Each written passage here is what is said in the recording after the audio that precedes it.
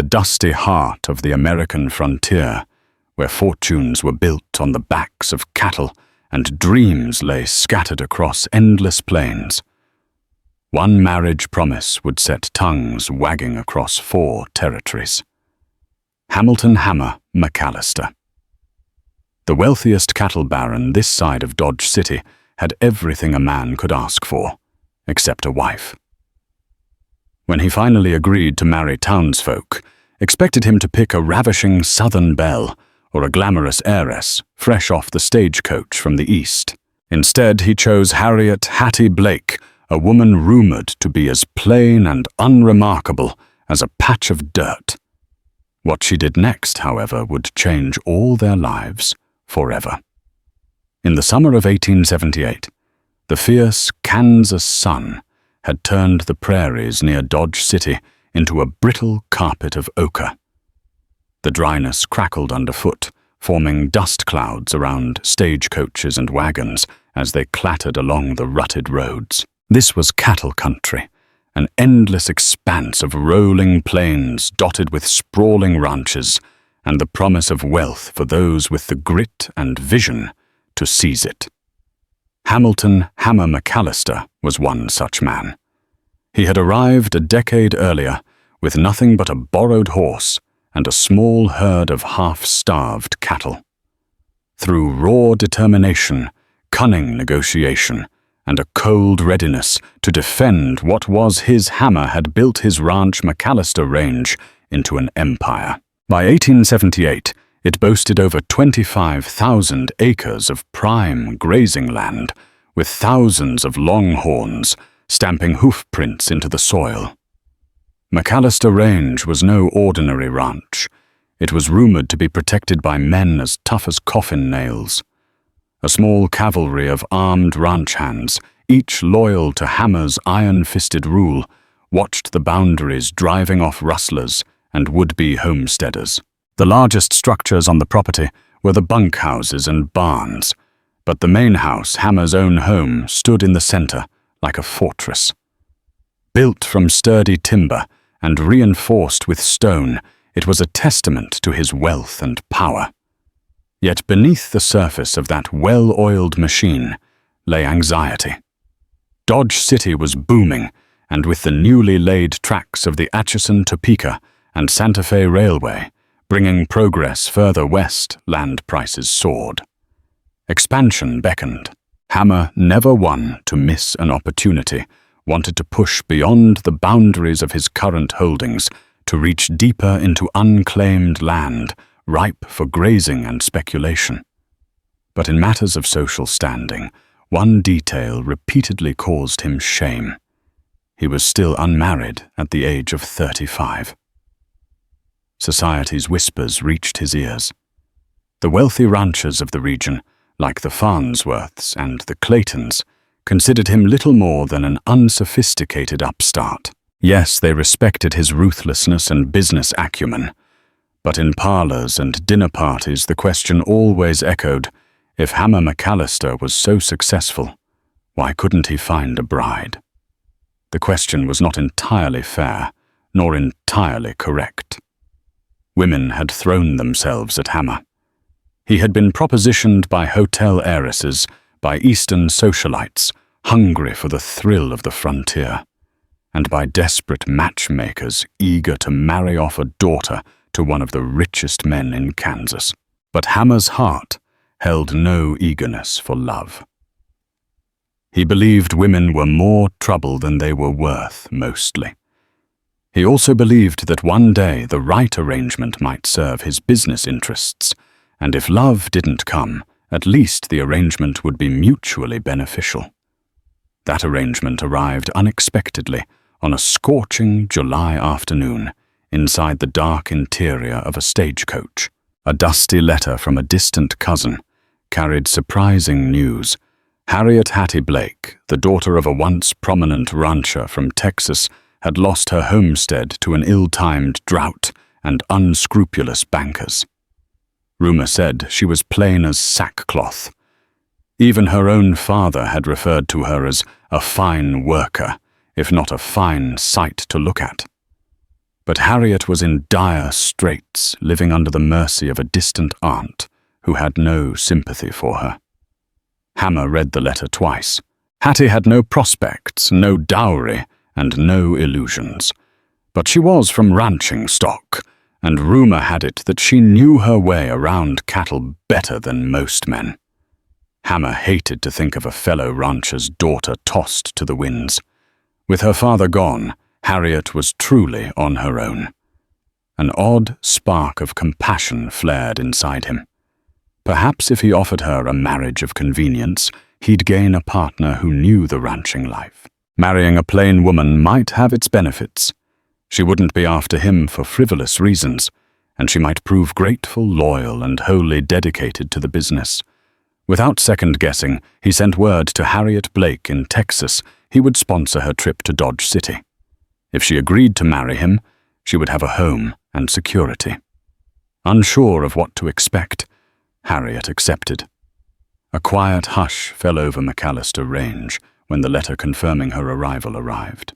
The ranch hands snickered about a homely bride, but Hammer enforced silence with a glare. Harriet was on her way.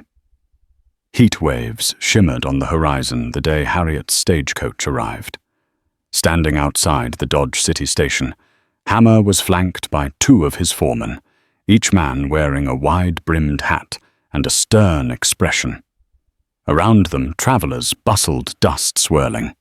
A conductor hollered instructions to a stable boy. Horses whinnied nervously. Boss That Her asked Jude, one of Hammer's foremen, nodding toward a woman descending from the stagecoach. She wore a faded grey dress, the hem stained by countless miles of road dust. Her figure was slender, and she stood at an average height, her face partially hidden beneath a bonnet. Even so, Hammer noticed her posture. Straight back, chin up, the stance of a person who refused to appear weak.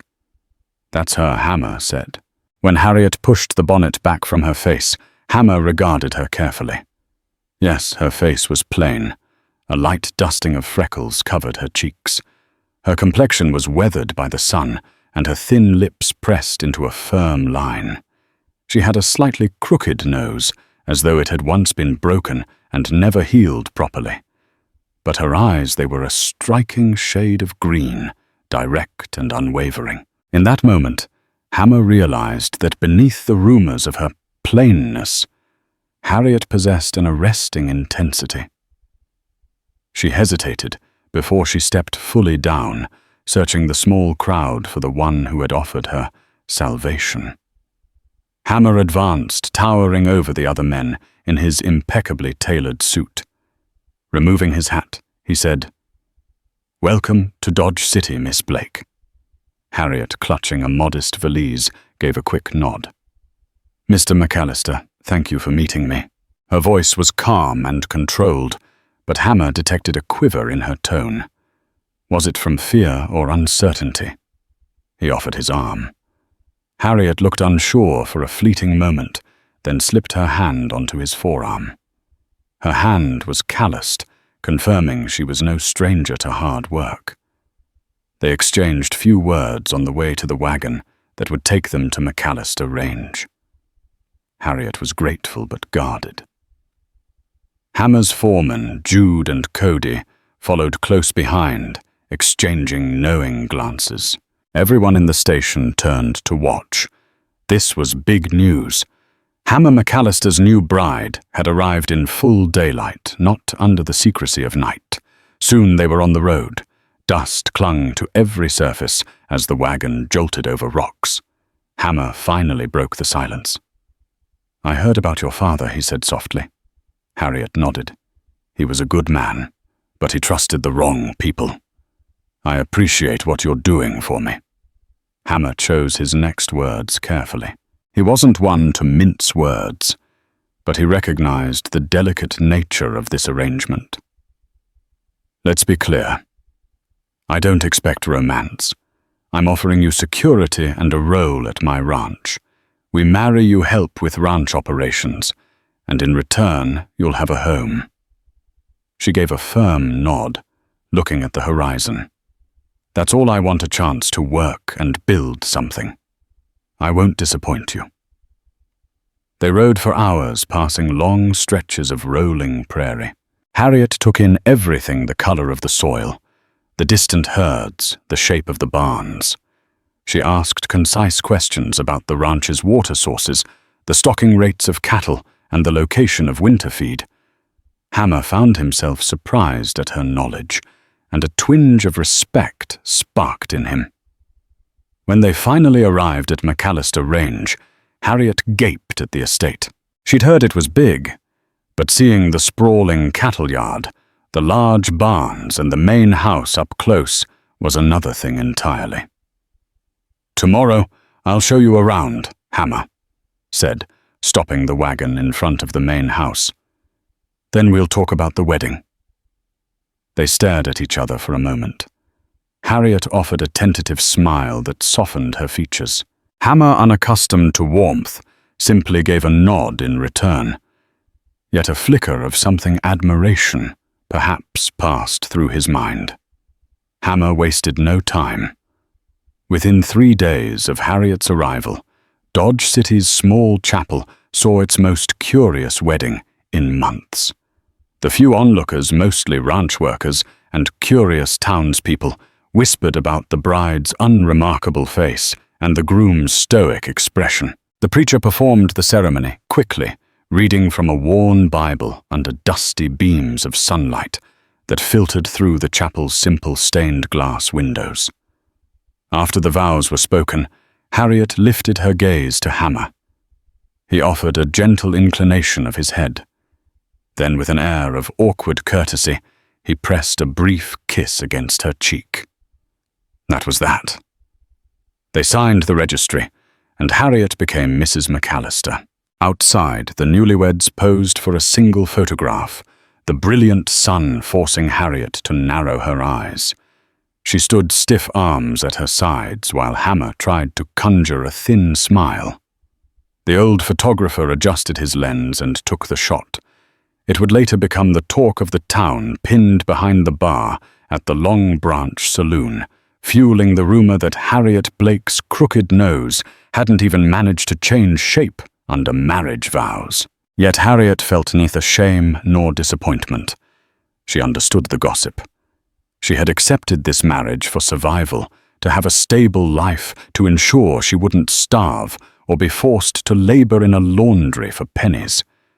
Besides, she sensed Hammer was a fair man underneath his gruff exterior, and that was more important to her than outward romance. That evening, Hammer hosted a modest reception at the ranch for a few close associates. Surrounded by men in dusty chaps and women wearing threadbare Sunday dresses, Harriet endured mumbled congratulations and curious gazes. She politely thanked everyone who approached, but she felt anxious. She overheard the ranch hands discussing how they had never expected Hammer to settle for a woman like that. What stung the most was that Harriet was not naive to her appearance. She knew she wasn't a classic beauty, but she had never considered herself repulsive. She could not control others' cruelty, but she could control how she handled it. That night, as she settled into her new quarters, Harriet sat at the small vanity gazing into the mirror. She traced the crooked line of her nose, remembering how it had been broken by a spiteful horse's kick when she was a child. Her reflection was unflattering in the lamplight. With a trembling sigh, she vowed that she would prove her worth. She would make Hammer McAllister's ranch flourish in a way it never had before. Early the next morning, Harriet was up before dawn. She dressed in a plain work shirt and trousers, ignoring the scandalized looks from the kitchen staff. Mrs. McAllister, the head cook, ventured, "Would you not prefer a morning gown?" Or Harriet only smiled politely. "I'm riding out to see the herds. A gown won't do me much good." She made her way to the stable's boots clacking across the wooden floor. The ranch hands were gathered there, slouching half awake. She saw Jude and Cody, Hammer's trusted foremen, looking especially curious. Morning Mrs. McAllister, Jude greeted. He spat a stream of tobacco juice into the straw. Boss didn't say you'd be joining us. Harriet found a sturdy roan mare and began saddling it with deft hands. The men watched, eyebrows raised. She could feel their stares. I want to understand this ranch, she said simply. I was raised on a ranch in Texas, so I know the basics, but every place is different. Let's go have a look, shall we? Jude and Cody exchanged shrugs. If the new mistress wanted to ride along, who were they to argue? Harriet guided her mare with confidence. They rode out across the sprawling acreage, passing the grazing longhorns, their horns curving dangerously under the golden sky. Harriet asked question after question about water sources, about fencing, about feed costs. Occasionally she dismounted to check the quality of the grass or examine the fences for weakness. By mid-morning, Harriet had gleaned more about the ranch's day-to-day operations than some people learned in months. When they finally returned to the main house, Harriet's brow was furrowed in thought. It's an impressive place, she told Hammer, who had emerged from his office at the sound of horses approaching. But you're overstocking the western pasture. The grass is nearly grazed to dust. You'll face a shortage come winter if you don't rotate properly. Hammer raised his eyebrows. Is that so, yes? Harriet said firmly, dismounting. Your men are focusing on corralling rustlers, but there's more than that to good ranching. We need a stricter plan for rotation, or at least a better water distribution system. I saw a few streams that are nearly dried up.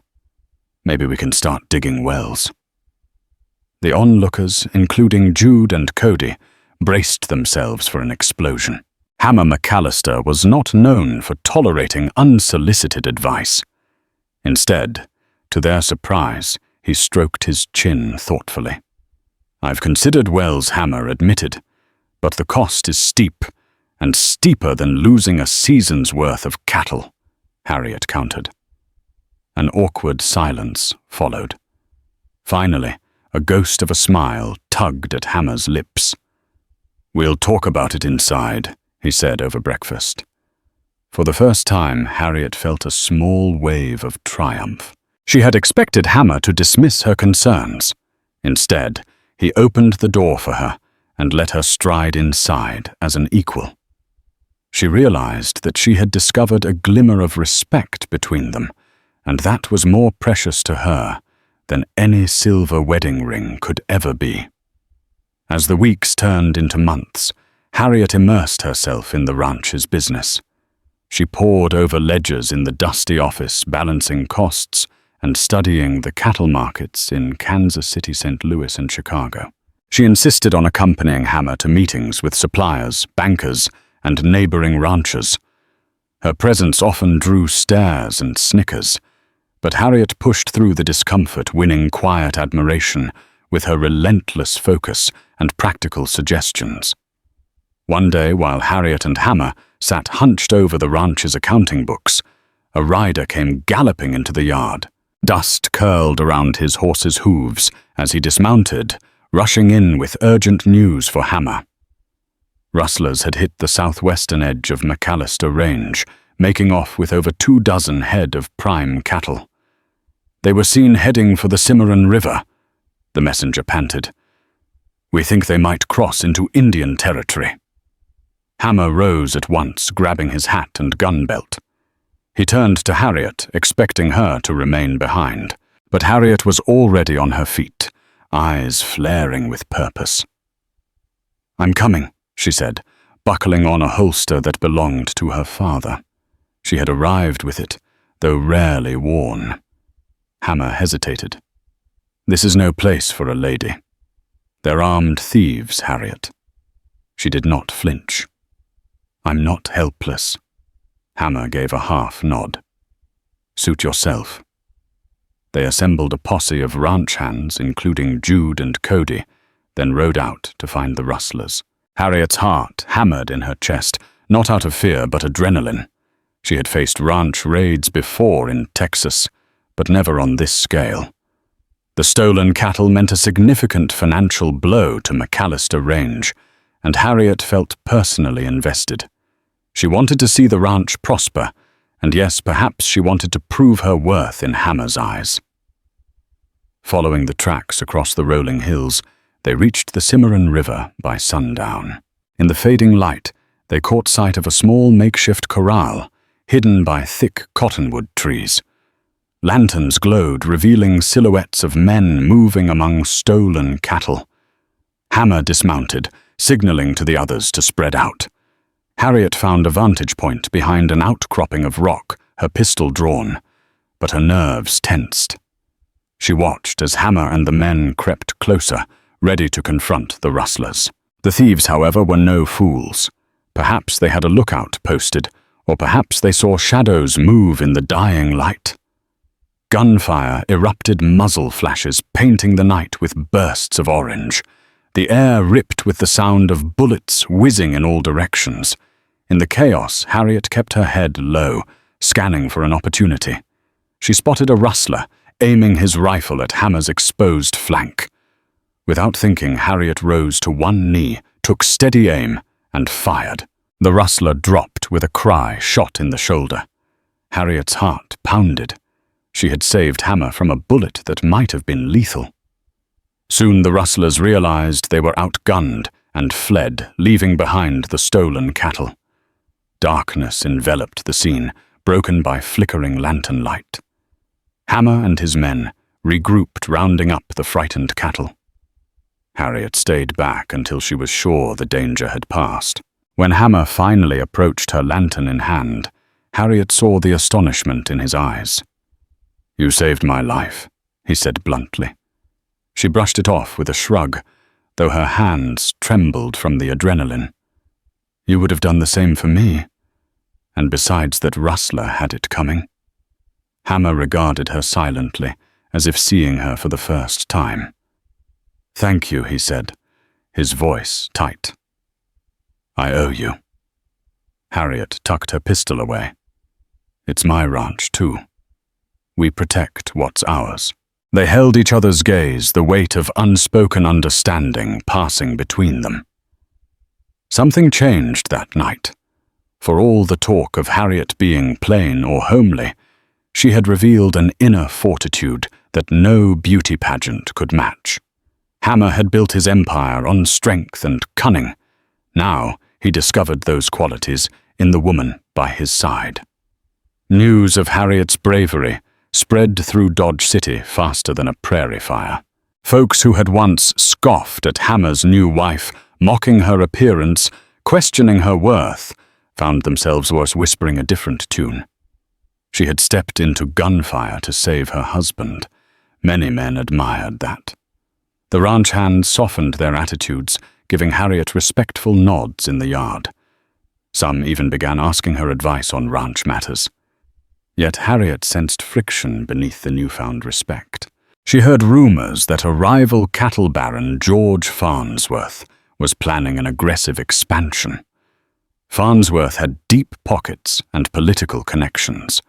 Harriet also learned through the local banker that Farnsworth wanted to broker a deal with Hammer, either to buy a portion of McAllister Range or to merge their herds. Harriet suspected Farnsworth's motives were far from benevolent. He likely wanted a monopoly in the region.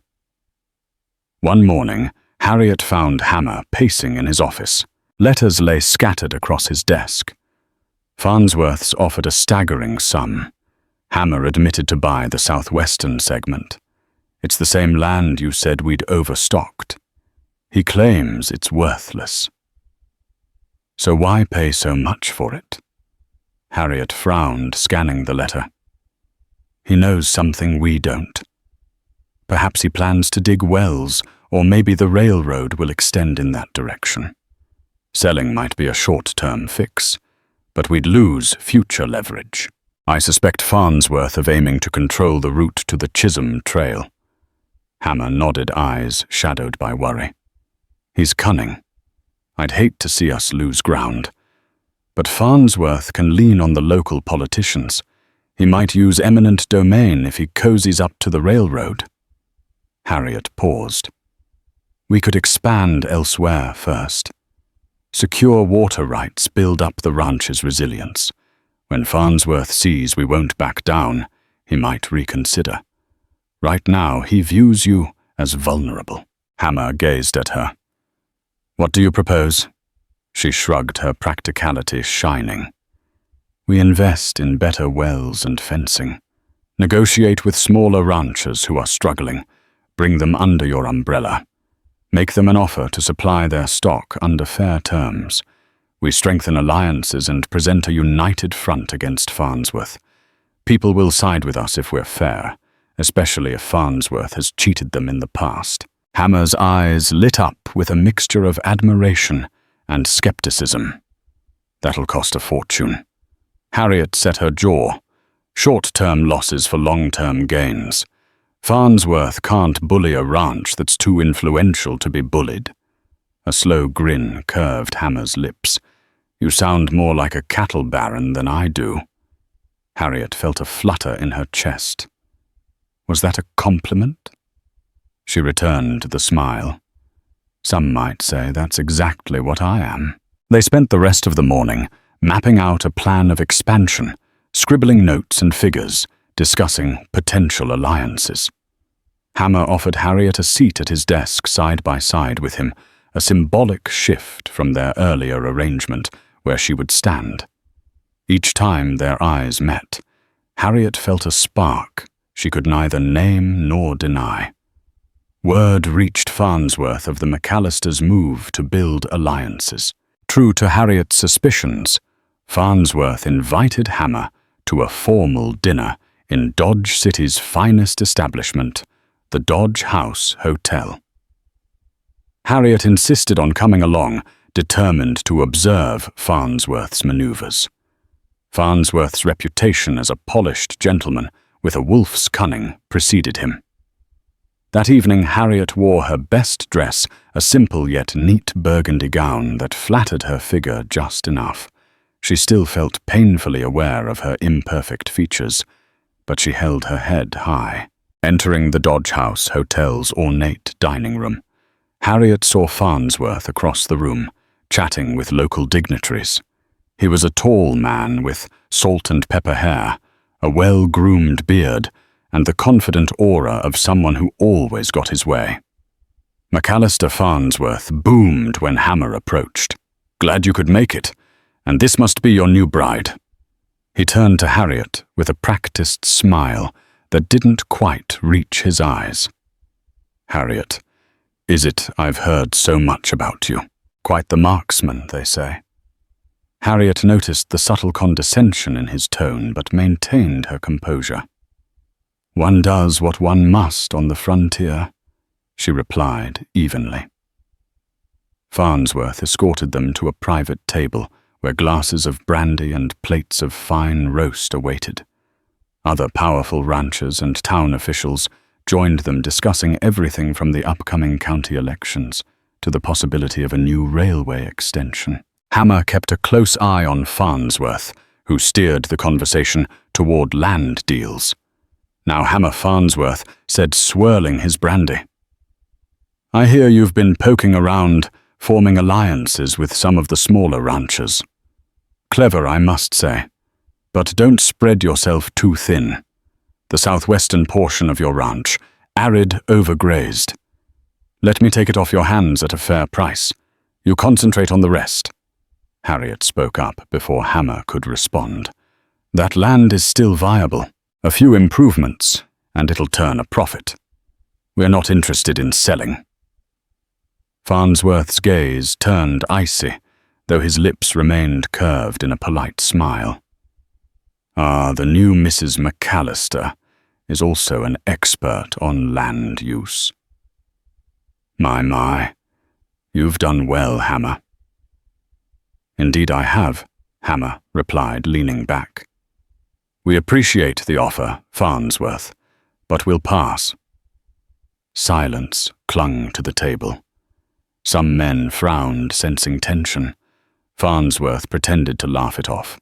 Well, if you ever change your mind, My door is open. I'd hate to see that land fall to dust." Hammer and Harriet said little for the remainder of the dinner. Harriet noticed Farnsworth exchanging pointed looks with a few local officials. What deals was he brokering behind their backs? When the evening ended, Hammer offered Harriet his arm. As they stepped outside into the cool night air, Harriet whispered, "He's planning something, isn't he?" Hammer nodded.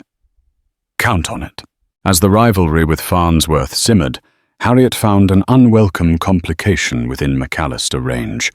One of the senior ranch hands, a man named Russell, seemed to harbor resentment toward her.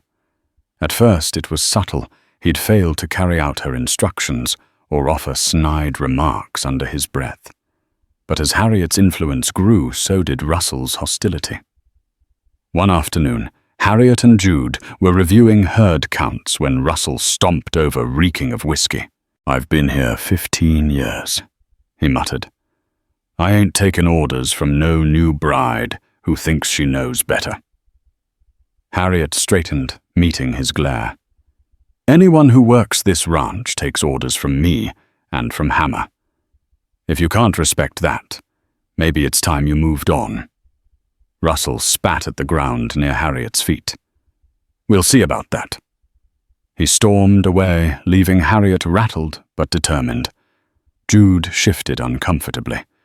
He's been loyal to the boss for a long time, but he's always had a mean streak. Harriet nodded already, filing away the exchange in her mind. She suspected Farnsworth might try to infiltrate Hammer's operation by turning disgruntled employees. She resolved to keep a close eye on Russell. That night, she discussed it with Hammer over a late supper. "Russell's a ticking bomb.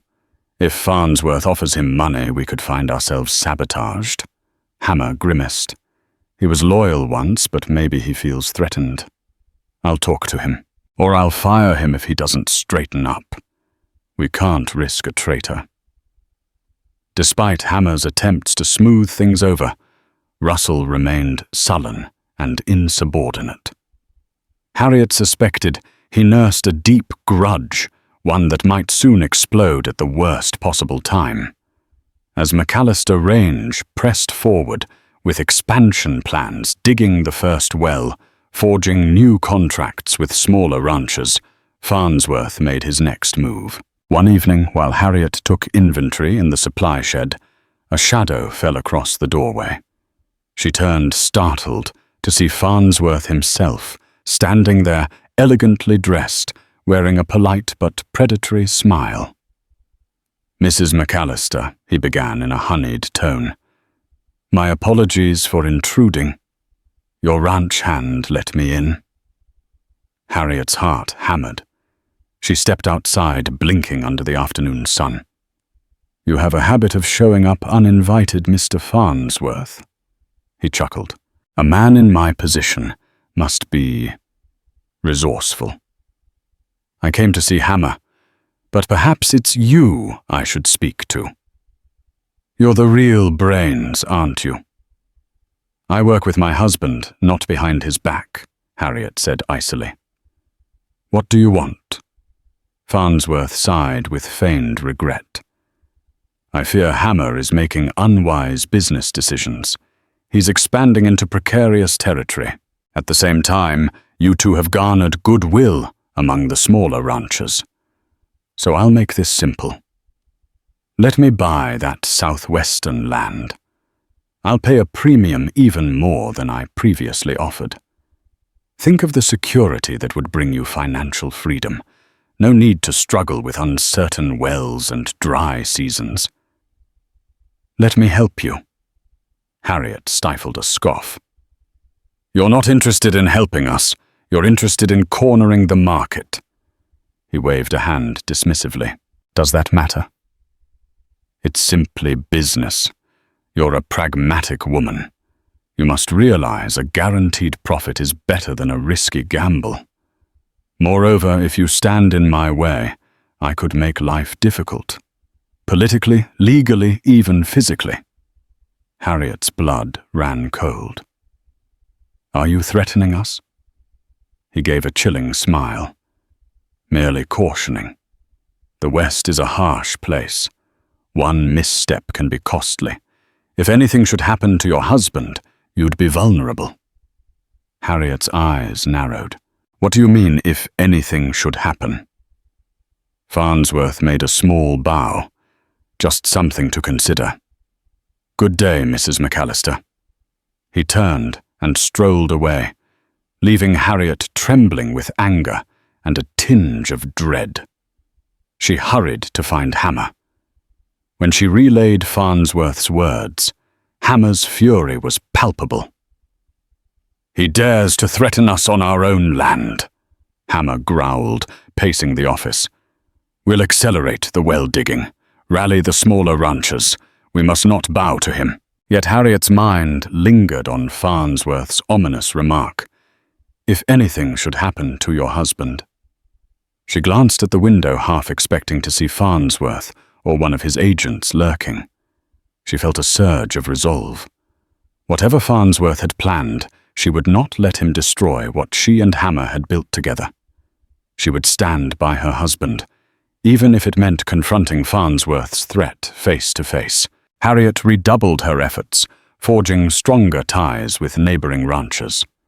She visited their spreads, discussing shared grazing strategies, offering favorable terms for joint cattle drives. Some ranchers, initially hesitant, admired Harriet's level-headed approach and willingness to share resources. In exchange, Harriet asked for their pledge to stand against Farnsworth's growing dominance. Hammer, meanwhile, negotiated a significant loan from the First National Bank of Dodge City to fund the well projects. A sense of urgency pervaded McAllister Range. Everyone worked late into the evenings, clearing rock-reinforcing fences, trying to fortify the southwestern pasture. If Farnsworth wanted that land, Hammer would show him it was worth defending. During this hectic time, Harriet became increasingly aware of subtle sabotage. Equipment disappeared. Fences were cut in the night. Newly dug well shafts collapsed mysteriously. Each act cost time and money. Though no one had proof, Harriet suspected Farnsworth was behind it, or possibly Russell, whose surly disposition had worsened, leading Harriet to wonder if he was Farnsworth's pawn. One evening, Harriet cornered Russell in the barn. You know anything about the fence cutting last night? She demanded, her voice tight with suspicion. Russell glowered at her, arms crossed. You think I'm a sneak? I don't know nothing. She studied his face, searching for clues. Just remember, she warned, if you cross this ranch, Hammer won't take it lightly. Neither will I. Russell spat on the ground. Who's to say Farnsworth can't give me a better deal than the pittance Hammer pays? Harriet stiffened. So you admit Farnsworth is making offers? He sneered. I ain't admitting nothing. But a man's gotta eat, especially after you came in, pretending to be the boss. With that, he stormed away, leaving Harriet with clenched fists. She immediately reported the exchange to Hammer, who ordered Russell fired. I'll deal with him, Hammer growled. We can't risk a traitor. I'll pay him what he's owed and send him on his way. But the next morning, Russell was gone, vanished without collecting his pay, leaving behind a half-packed bunk. Harriet and Hammer exchanged a foreboding glance. Russell knew the layout of McAllister Range, inside and out. If he had gone to Farnsworth, he could feed him vital information. As if on cue, Farnsworth sent Hammer an invitation to meet at a neutral location, an abandoned ranch outside of Dodge City. The note was terse. Come alone if you want to avoid unnecessary trouble. Harriet argued passionately against Hammer going alone. It's obviously a trap, she said. He's probably employed Russell as well. You'll be outnumbered. Hammer set his jaw. If I don't go, Farnsworth escalates. Maybe I can buy time or glean information. Harriet refused to let him face Farnsworth alone. I'm coming, she insisted. I'll hide nearby armed in case things go south. Hammer hesitated, then relented. All right, but keep your head down. They rode out at dawn, traveling a winding path to avoid being followed. They left the horses tethered out of sight a half-mile away, then crept through the scrub until they reached the broken-down ranch. Harriet concealed herself behind a collapsed stable, her pistol in hand. From there, she had a clear view of the dusty courtyard, where Farnsworth stood, with a handful of men, including the newly aligned Russell. Hammer approached with confidence, though Harriet could see the tension in his posture. Farnsworth wasted no time. We've played this game long enough, Hammer. The Southwestern land, or war. Your choice. Hammer crossed his arms, glaring at Russell. So you hired my former ranch hand? I expected as much. Farnsworth smirked. A wise investment. He's offered me useful details about your expansions, your defenses, even your brand new wells. You're hemorrhaging money, aren't you? Hammer said nothing, though Harriet knew Farnsworth's words weren't entirely untrue. Funding the expansions had put McAllister Range in debt to the bank.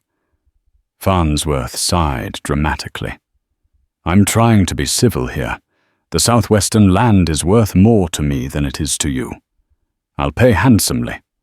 Sign it over or I'll bury you in lawsuits, sabotage your shipments, and turn every politician in this county against you. By the time I'm done, you'll be forced to sell the entire ranch at half its value if you're not ruined completely. A flicker of doubt crossed Hammer's face, but he held firm. You forget one thing, the people in this region. They stand by me. We can hold out. Farnsworth's eyes gleamed with malice. Don't be naive, Hammer. I hold the purse strings. Even your allies will buckle when I cut off their supply lines or bribe them to deliver their herds elsewhere. I'm giving you a final chance. Sell willingly, or face financial and physical ruin. A tense silence ensued, broken only by the whistle of the prairie wind. Harriet's heart pounded. She reached for the rifle strapped to her back, ready for the worst. Then Farnsworth made a subtle gesture, and Russell stepped forward with a revolver drawn, aiming at Hammer. I got no beef with you, boss, Russell sneered. But Farnsworth pays double what you offered. The day Harriet arrived, you started caring more about her ideas than your loyal men. This is how it ends. Hammer's hand hovered near his holster. You're making a mistake, Russell. Farnsworth raised an eyebrow. Last chance, Hammer. Sell or die. Harriet's finger tightened on the rifle's trigger. She watched Hammer's posture shift. He was calculating. If Hammer reached for his gun, Farnsworth's men would likely shoot first. Unable to bear it, Harriet acted. She rose from cover rifle, aimed at Russell. Drop it, she shouted. Russell spun, startled. Farnsworth's men, scattered hands going to their guns. Hammer seized the distraction, drawing his pistol in a flash. The tense standoff teetered on a razor's edge. Harriet's mind raced. If Farnsworth gave the order, gunfire would erupt and Hammer would be outnumbered. But Farnsworth's cunning eyes flicked between Harriet and Hammer. He saw Harriet's unwavering rifle pointed straight at Russell's chest and Hammer's revolver aimed at Farnsworth himself. Sensing the precarious situation, Farnsworth raised a hand to signal for calm. Impressive, Mrs. McAllister, Farnsworth said with a slow clap. You're both quite the team, but this is far from over. Your expansions are draining your coffers, and my alliances grow by the day. You can't keep watch over your vast ranch forever. Sooner or later you'll slip up. A deadly silence hung in the air. Russell looked ready to shoot Harriet out of pure spite, but Farnsworth motioned him to stand down. Come, Farnsworth ordered his men. We'll let them stew in their defiance a bit longer. With a sneer, Russell holstered his weapon, turning to follow Farnsworth away. Harriet kept her rifle raised until they disappeared over the ridge. Only then did she exhale shakily, lowering the barrel. Hammer turned to her, breath ragged. "You risked your life again," he said quietly. "So did you," Harriet replied, her voice trembling. "And I won't let Farnsworth kill you just to steal our land." Hammer caught her hand, squeezing it. "We need a new plan, and we need it now." Back at McAllister Range, Harriet and Hammer gathered Jude Cody and the trusted ranch hands to strategize. The threat of Farnsworth loomed large. Harriet proposed forging an agreement with the railroad itself if they could secure a future line or station on McAllister Range. Farnsworth would lose his leverage. But the railroad lobby was notoriously corrupt. They'd demand a high price, and Farnsworth might already have them in his pocket. In a stroke of luck, Harriet received a discreet message from Alice Farnsworth, George Farnsworth's estranged daughter. She requested a secret meeting at the Long Branch Saloon in Dodge City. Harriet was puzzled. She didn't even know Farnsworth had a daughter, let alone one who might help them. At dusk, Harriet slipped away to the saloon. Men in cowboy hats crowded around card tables, thick smoke curling in the air. Harriet found a booth near the back, where a young woman in a modest dress waited nervously. "You're Harriet McAllister?" the woman asked softly. Harriet nodded.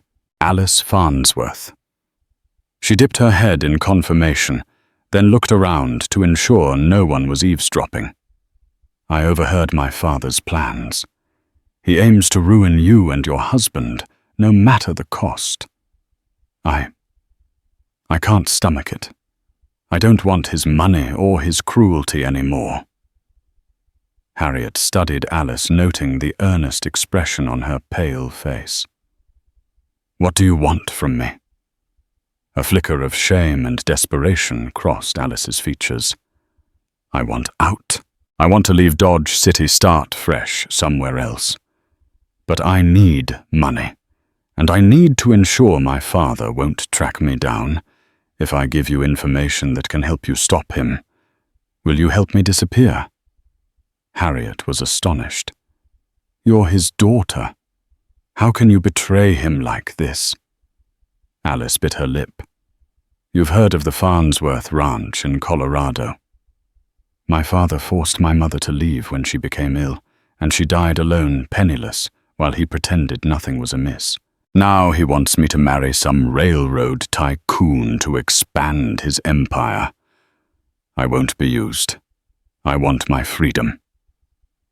Touched by the woman's plight, Harriet nodded. "If your information is good, we can help you. Hammer has connections in Texas. We can give you money and a safe escort out of Kansas." Relief washed over Alice's face. "Thank you.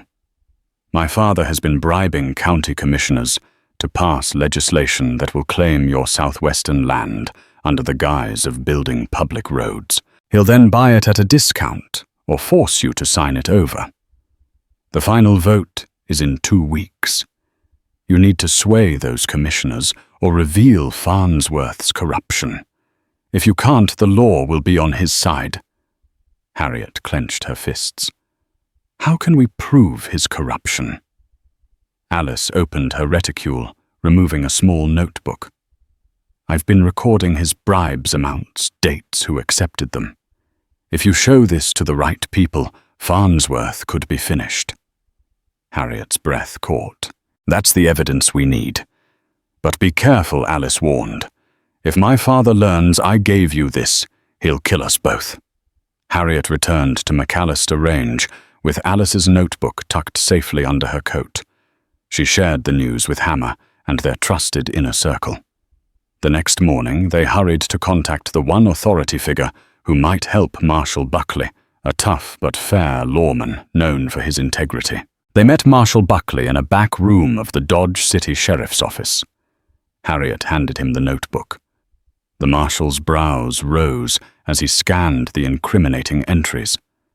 "If this is authentic," he murmured, "Farnsworth has half the county in his pocket." Hammer nodded. "We need your help, Marshal. He plans to use the commissioner's vote to seize our land. But if we can expose him—" Marshal Buckley snapped the notebook shut. "Corruption runs deep, but I can bring this to the governor's attention if I have sworn affidavits. That means I'll need testimony from at least one of the commissioners Farnsworth bribed someone who regrets his involvement." Harriet sighed. "Getting a crooked commissioner to confess won't be easy." "No, it won't," the marshal agreed. "But if you can find one who's had second thoughts, maybe. In the meantime, I'll keep this notebook under lock and key. Farnsworth can't know we have it." They left the office with a renewed sense of purpose. Harriet wasted no time. She scoured her network discreetly, probing for any commissioner who might resent Farnsworth's stranglehold. Eventually she found a lead Commissioner Allen, a cautious man who had always cast uncertain glances at Farnsworth's gatherings. Under the guise of a random visit, Harriet managed to corner Commissioner Allen in a quiet corner of the local cafe. "We need to talk about George Farnsworth," she began. Allen turned pale, nearly spilling his coffee. I can't be seen with you, Mrs. McAllister." Harriet placed a steadying hand on his wrist. "You don't agree with Farnsworth's plans. I can see it in your eyes. You have a chance to do something right." Allen swallowed hard, sweat beading on his forehead. "He threatened my family. If I vote against him, my children could be harmed." Harriet lowered her voice. "We have proof of his corruption. If you testify, the marshal can arrest him. You'll be safe under protection." Allen's expression crumpled. I can't. He has men everywhere." Seeing his fear, Harriet made a bold offer. "We'll bring you and your family to McAllister Range under guard. We'll send you wherever you want afterward. But we need your testimony. Help me, Commissioner. You must do the right thing." At length, Allen nodded, eyes brimming with guilt and relief. "I'll do it. Heaven help us." Over the next week, Harriet and Hammer quietly gathered supporters.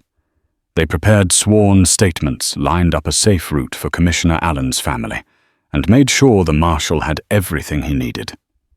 Meanwhile, Farnsworth intensified his pressure. Rumors surfaced that Farnsworth was employing hired guns to stir trouble if the commissioner's vote didn't go his way. The day of the vote dawned hot and cloudless. Crowds formed outside the Dodge City Courthouse, tensions high. Harriet stood by Commissioner Allen as he prepared to deliver the testimony that would rock Farnsworth's empire.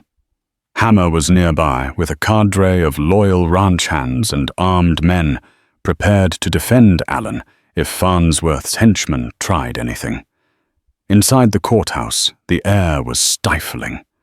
Farnsworth took a seat at the front, flanked by smug-looking commissioners he had certainly bribed. When Commissioner Allen rose to speak, Farnsworth's expression hardened. In clear, halting words, Allen confessed to accepting bribes from Farnsworth and colluding to push legislation that targeted McAllister Range. The audience erupted into gasps. Farnsworth stood, his face purpling with rage. Marshal Buckley, seated in the back, stepped forward. He brandished the notebook Harriet had provided. "Commissioner Allen's statement corroborates these records. George Farnsworth, consider yourself under investigation for corruption, extortion, and conspiracy." A stunned silence followed. Then Farnsworth snarled, reaching inside his coat. Harriet's eyes widened. She saw the glint of a revolver as Farnsworth drew it, pointing it at Allen. Chaos erupted. Court officials dove for cover. The crowd scattered, screams echoing off the wooden walls. Harriet, who had been near the side of the room, reacted instantly. She reached for her pistol, but Farnsworth already had Alan in his sights. His finger tightened on the trigger only for Harriet to lunge forward and tackle Farnsworth's arm. The shot went wide, burying itself in the wall. Farnsworth swung wildly at Harriet, with his other hand knocking her to the ground. She gritted her teeth against the pain, refusing to let him take aim again. Gunshots rang out from Farnsworth's hired guns, but Hammer and the ranch hands were quicker. Jude tackled one gunman to the floor. Cody disarmed another. Marshal Buckley fired a warning shot into the ceiling, shouting, "Drop your weapons!" In the melee, Farnsworth wrestled free of Harriet's grip. He tried to raise his revolver again. Harriet scrambled up, and with a burst of determination knocked Farnsworth's gun from his hand. It clattered across the wooden floor. Farnsworth spun on her face, twisted in fury. "You ruined me," he hissed. Harriet stared him down. "No, you did that yourself." Before Farnsworth could lash out again, Hammer and Marshal Buckley grabbed him, forcing him face first against a table. Handcuffs clicked around Farnsworth's wrists. Outside, Farnsworth's men either fled or were subdued by the ranch hands. It was over. Panting Harriet felt the adrenaline drain. She saw Hammer staring at her concern in his eyes. "You all right?" he asked gently, touching a bruised spot on her shoulder. She nodded, too breathless to speak, but feeling a surge of triumph. Together they had stood against corruption and won. With Farnsworth arrested, his empire crumbled. His assets were seized during the lengthy investigation. His political clout evaporated overnight. Commissioner Allen and the Marshal were hailed as heroes for exposing the scandal. Though Allen admitted privately, he only found the courage because Harriet had insisted. Meanwhile, McAllister Range flourished. Freed from Farnsworth's intimidation, Harriet and Hammer forged stable partnerships with neighboring ranchers. The southwestern pasture, once Farnsworth's target, soon became a site for advanced irrigation wells, turning what had been borderline land into a profitable grazing area. The ranch's finances recovered, bolstered by increased cattle drives to the railheads. Yet for Harriet, one challenge remained throughout everything. The marriage of convenience, the public ridicule, the shootouts, the sabotage. She had proven her value in countless ways, but she felt uncertain about Hammer's true feelings. Did he see her only as a business partner, or had their shared trials ignited something deeper? One crisp autumn morning, Harriet rose early and rode out to the southwestern land. The well project had just finished, and the water gushed freely, transforming the parched soil. She stared at the fields of green, a testament to her planning, and Hammer's willingness to trust her vision. A warm sense of accomplishment washed over her. Moments later, Hammer appeared on horseback. He dismounted, walking over to stand beside her by the new well. They gazed at the horizon, the rising sun painting the prairie in gold. "You did this," Hammer said quietly, his voice carrying uncharacteristic softness. "You took a piece of land everyone said was worthless and turned it into something that can feed us all year. You saved me from the rustler's bullet. You saved our ranch from Farnsworth's clutches. I owe you more than I can ever repay." Harriet chuckled. "You've already given me a home and your trust." "That's enough." Hammer's expression turned solemn. "I haven't given you what you deserve, Harriet. You've sacrificed, faced danger. You showed more courage than any person I've known. I realize I've never properly thanked you or expressed how I feel." Her heart fluttered. She waited unsure. He took her hand. "I married you for convenience, but that arrangement has changed for me. I I never knew I could feel this way. I see you, Harriet, your grit, your intelligence, your compassion, and there's nothing plain about you." He paused, swallowing. "I want you to know I love you." She gaped, stunned, her vision blurred with tears. She had never expected such words from the stoic Hammer McAllister. "Hammer, I never expected this." He gripped her hand tighter. "I'm not good with words.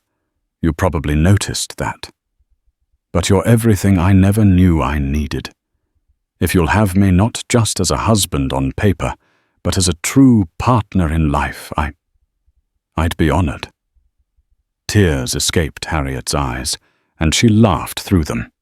"Of course I will. I love you too."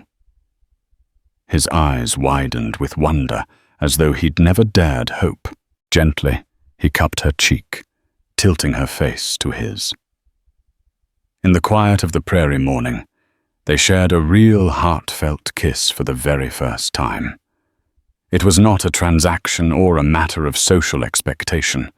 It was genuine, shaped by trials, forged in adversity, sealed by mutual respect and admiration. From that day on, Harriet's transformation from the ugly woman to the respected, beloved mistress of McAllister Range was complete in the eyes of Dodge City and beyond. Folks who once sniggered at her appearance now admired her strength and intelligence, and every time Hammer looked at her, he saw not a single flaw. He saw the partner who had saved his life and changed it for the better in ways he never could have imagined. They wrote the final chapter of their story upon the sweeping plains side by side, forging a life stronger than any dusty rumor or backhanded deal. Harriet Blake McAllister had proven that it wasn't a perfectly shaped face or elegant manner that won respect. It was bravery, vision, and an unbreakable spirit. And Hammer McAllister, once a solitary figure atop the largest ranch in Kansas, found a deeper fortune than cattle or land. He found true companionship and love. If you enjoyed this tale of grit, heart, and frontier justice, show your support by hitting that like button, sharing this video with fellow Wild West fans, and subscribing to our channel. Join us for more legendary stories of the untamed plains, where ordinary people must rise to extraordinary challenges, and where a single act of courage can shape destinies forever. Saddle up, subscribe, and let's ride the trail of adventure together.